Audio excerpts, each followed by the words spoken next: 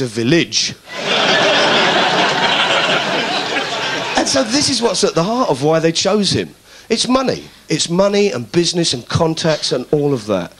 And you think, we're trying to get near to Geoffrey. We're trying to get near him to get a bit more out of him. We phoned him up. I'll deal with you later. Boom. No return call. So we thought there must be something we can do to just sort of muck around with him. Now, Geoffrey was one of the big motors behind a scheme called the Private Finance Initiative. The Private Finance Initiative is a big scheme within the Labour government. And basically, if you apply it to hospitals and health trusts, it means selling off all the hospitals to private developers to turn into luxury apartments, and then they have to build you a new hospital. But you can only rent it off them. So it's a tad of a scam. And Geoffrey's a big motor behind that, and we thought, well, let's play with that. Because there's a law in this country that I don't think many people are aware of. And it's basically this. You don't have to own a property to apply for planning permission on it.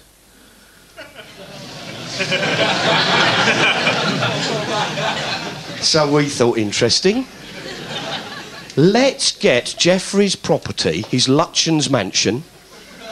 There are the plans.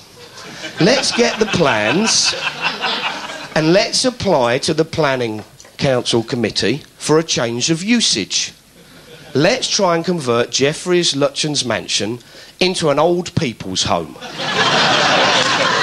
As an extension of Coventry PFI. This is a letter from the town planners. It seems to me that this property would come within the scope of policy C9 of the adopted Test Valley Borough Local Plan, copy attached, and is therefore eligible for consideration for any institutional reuse.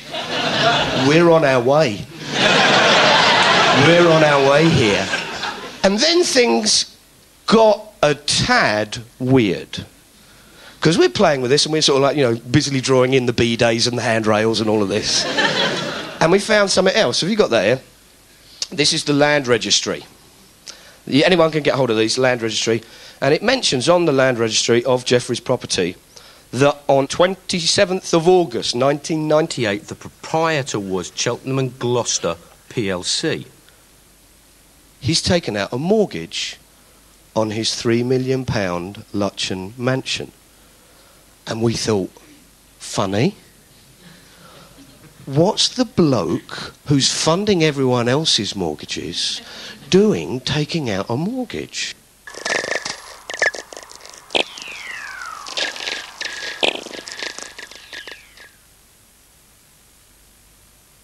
What's the bloke who's funding everyone else's mortgages doing taking out a mortgage? And so we thought, well, you know, we should try and find out, because maybe Geoffrey isn't quite as rich as he's making out.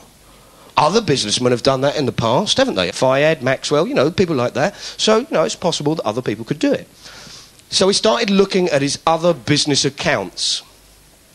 And we found out that last year, this year in fact, Geoffrey lost £4 million because the share value of his company Transtech dropped. And you think, ooh, not as rich as you think. Then he's got the loan out to Mandelson, that's 373 grand. You think, ooh, could have problems paying that if mum doesn't die. Do you know what I mean? So, Then we're thinking, well, you know, let's have a look round, see what else he's got out there. You start looking at the stuff. He owns New Statesman magazine. Now, New Statesman magazine has never made a profit. It's never made a profit. All it does is talk about the internal policies of Labour Party. You're not going to sell that, even if you have Ewan McGregor and Cindy Crawford naked on the front cover doing the front-bottom dinner dish dance. You're not going to have it. So you think, well, you know, what's going on here? So we started digging around some of the other stuff. And we found out he's a big supporter of Coventry City Football Club. And he recently gave them a £5 million unsecured loan. And you think, oh, that's a lot. Does he stand a chance of getting his money back? So we had a quick shifty through their accounts, and we find out they owe the bank 18 million. And we think, that's quite a lot. Geoffrey, is he going to get his money back? Then we get out the land registry and find out that Coventry City, 2 days before Geoffrey took his mortgage out, took 2 mortgages out on the football ground. And you think, oh, he had it again. He can't resist a mortgage. Lovely mortgage. Lovely. Go and slam it in the door. You think this is just weird. So we showed the accounts to these accountants and we said, what chance is there of Geoffrey getting his money back? And they said, well, Geoffrey wants to get his 5 million back. Basically, Coventry City have got to start winning a few games. We said, what, like the European Cup? They said, that'd help. But twice, that'd be very beneficial. Or the other chance they've got of actually getting the money back is you sell off the old ground to developers, you build on a new site, create this huge big shopping centre with a football pitch in the middle. Could be the way forward. Lo and behold, on Friday, they've got these plans to turn the whole thing. Shopping centre, football pitch in the middle, no public inquiry, all on the nod of John Prescott. Now, we have actually got photographs of John Prescott and Geoffrey Robinson exchanging brown paper envelopes. I'm lying, but it was worth a punt. You do have to ask the odd question, though, don't you? Because it starts to get weird. So we've got a number of questions at this point that we wanted to ask Geoffrey Robinson. And we found out that he was having another surgery. And we thought, Geoffrey, flamboyant character, colourful character, bit extrovert, let's go up there, but this time let's go big.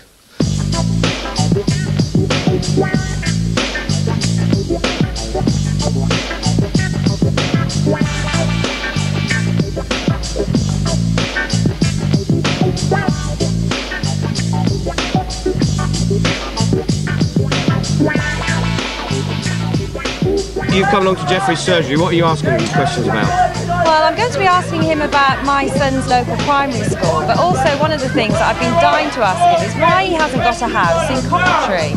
He seems to have all these houses all over Europe, and yet he hasn't got anything in the constituency that he represents.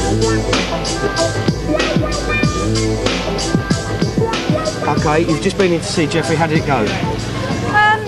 Well, you don't get a lot of answers, do you? I don't know if you've actually spoken to him, but I think the phrase is, leave it with me.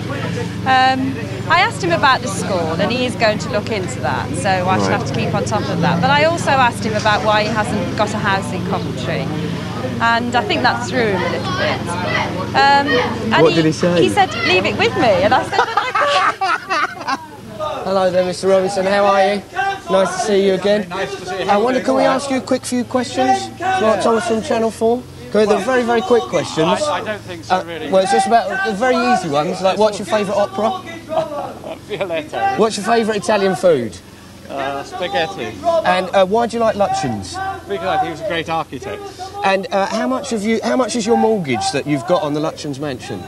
Well, never you mind about that. No, but you've got a mortgage, haven't you? No, but it's quite weird when you're lending people money for mortgages if you've taken out a mortgage yourself. Have you got any problems, or can we do a benefit at all for you? Is there any way we can help out? I think you do a lot of good work already, and thank you for your offer. No, but I mean, is there anything that we can do to help if you're in any kind of trouble? Well, I know where to come. Thank you Thank you ever so much for your time there, Mr. Robinson. Thank you.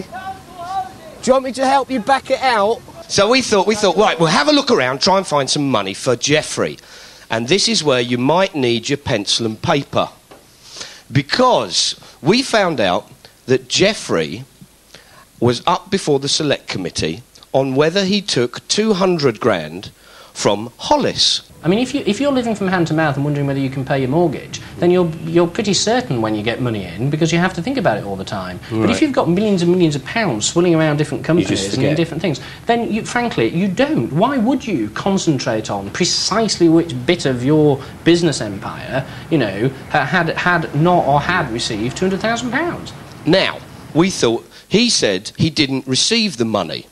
And we thought, funny. On the accounts, it said you did. There's a memo that says set aside 200 grand for Geoffrey. And we thought, this is weird. And the select committee looked at it and they were pondering whether he accepted the money or didn't accept the money. Didn't get the money or did. And they found that he didn't get the money. And they based most of their evidence on one letter. And this letter is written by the man who did the accounts, who wrote the memo saying set aside the money, and put that he did have the money in the accounts. And this man then writes back and says, I have now seen a copy of the memo supplied to you by the then auditors, in which I requested that provision of 200 grand, well, it says 1,000, I don't say grand, be made for the chairman's remuneration. I do not remember writing that memo. But it is clear you received no remuneration and that any error was made which was not reversed in the subsequent year's accounts. So he's saying, although I wrote the memo, I don't remember writing it, and you definitely didn't receive the money. And we thought, funny. And so we started looking. We thought, who wrote that letter? And a man